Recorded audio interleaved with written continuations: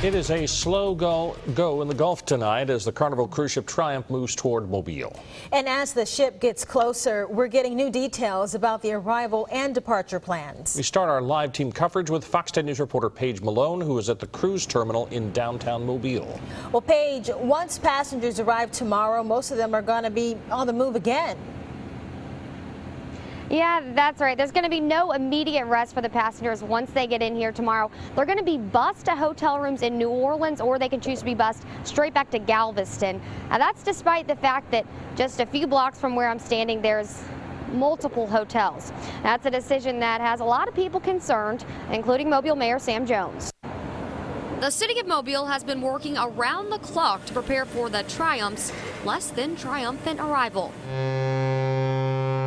Mobile Mayor Sam Jones says the city is in charge of manning the terminal. We really just want the people who come to have a good experience here in Mobile. We don't want this actually to frustrate them more. In the days since the ship was stranded, we've heard accounts of passengers sleeping in makeshift tents, waiting for hours for little food, and suffering through awful bathroom alternatives. Land will certainly be a welcome sight, but it looks like the journey is not over yet. According to a Carnival press release, the passengers will either be bused to Galveston or taken from the cruise terminal to hotels in New Orleans, nearly 3 hours away. From there, they will be put on charter flights. Plans Mayor Jones says were out of his hands. We can have some input if we're asked to, but we haven't asked to have any.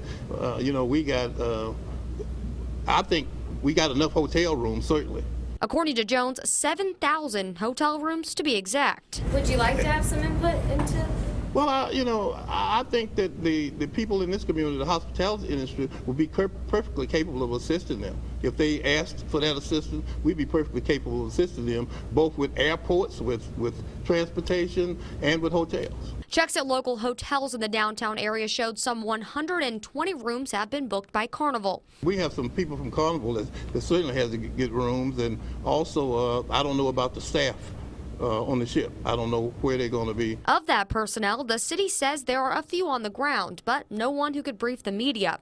We're told they'll get in late tonight or early tomorrow. According to Carnival, CEO Jerry Cahill will personally be here to greet the passengers after what is being described as a nightmare at sea, and won't be over yet.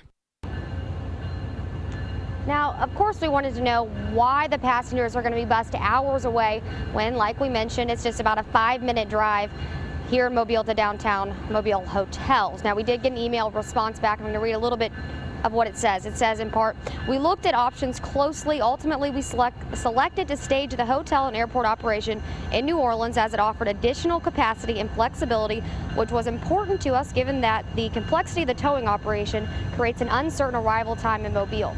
Mayor Jones says he does believe it was Carnival's intention to get these passengers back to port, off the ship, and back home. Whether or not it was the quickest route, he doesn't know. Bob? Now, Paige, you also talked to a man who said the Triumph had some mechanical issues just a few weeks ago. What was that all about? Yeah, Bob, I spoke to a passenger that was on the ship, on the Triumph, just about the latest voyage right before this ship took off, and he said that they actually missed their main attraction because of mechanical issues. Now, that ship took off January 28th out of Galveston. The passenger tells me from that trip tells me he got an email late the night before his trip from Carnival saying there was about a 50-50 chance they would miss a stop in Cozumel due to propulsion issues. Now, that passenger's name is Brandon Lewis, and he says that the ship that came in right before his was only in port for about 4 hours before he got on his cruise. He says that's a rather quick turnaround for a damaged ship. Canceling an itinerary and canceling a couple of weeks of cruises for this ship and putting it into the dry dock and actually getting these repairs made, they tried to Band-Aid and patch it up by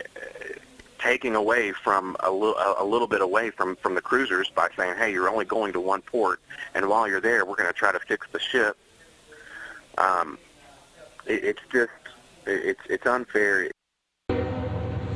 Now, Lewis says he does feel like he was misled and wasn't really all too surprised to hear about the ship breaking down in this latest incident. Now, Carnival did respond to questions about the prior problems, and they said that in the last case it was an alternator issue and that it was repaired.